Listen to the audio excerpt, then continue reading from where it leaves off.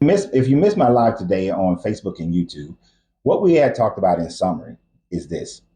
There are differences in the whole birth scenario concerning Jesus between Matthew and Luke. You see, Matthew and Luke are the only places that you're going to find this whole idea of this birth of Jesus. And there are so many things that you and many Christians believe that was told, which is a combination of the two. One of the first things that we talked about is the fact that uh, the biological genealogy of Joseph, that it doesn't identify, they identify two different people as Joseph's father, one as Heli, and the other one as Jacob. So who his daddy? Do we need more Porvich? Who is daddy? So that was the first contradiction that we saw. Another thing that we saw that Matthew manipulated the genealogy and had only 42 generations, while Luke had 54 generations. Now he did the 42 so that he can have 14 from Abraham to David, 14 from David to the Babylonian captivity, and then 14 from the Babylonian captivity to Jesus. The reason why he did this is so that the number 14, when you look at gematria, actually is the name David. It's the name David.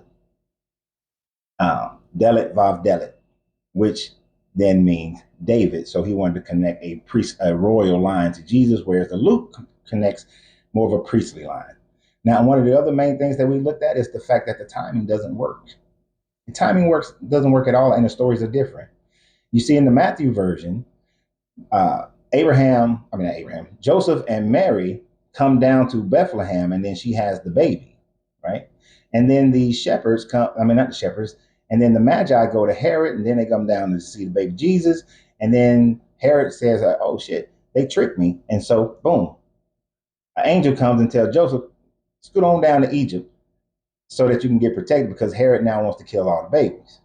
And that's the whole Jesus go from Bethlehem to Egypt. And then after Herod Archelaus is now king, they go up to Nazareth so they can be out of his kingdom, and they go back to Nazareth.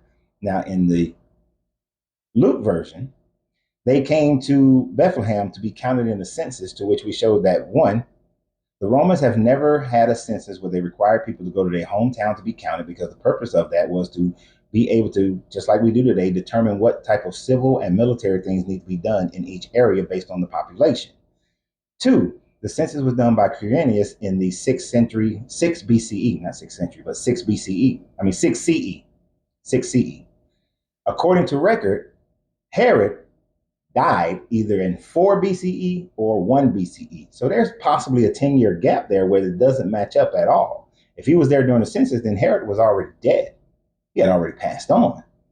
So that doesn't make sense now, does it? No, it doesn't. Archaeologically, historically, it does not match up with Jesus being born during the time frame of Herod.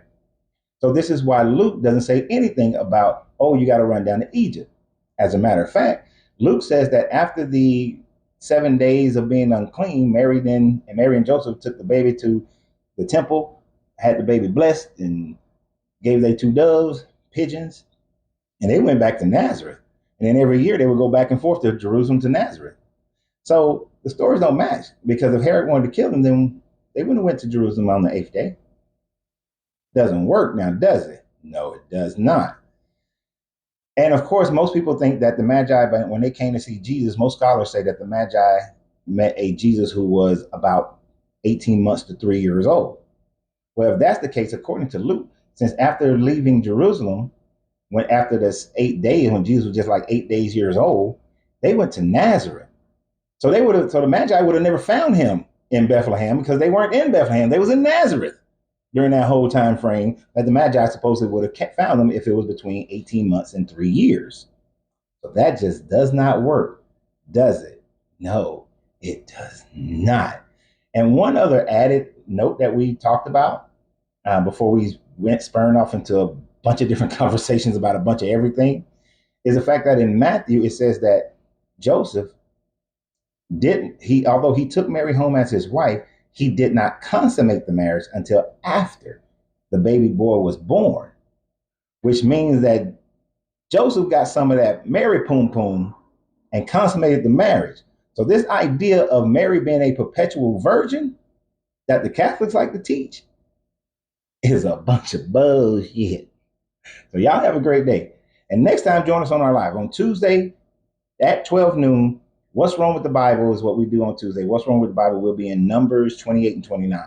So y'all have a great day. Remember, always, you got to free yourself to be yourself because your greatness is non-negotiable. Good journey, good vibrations.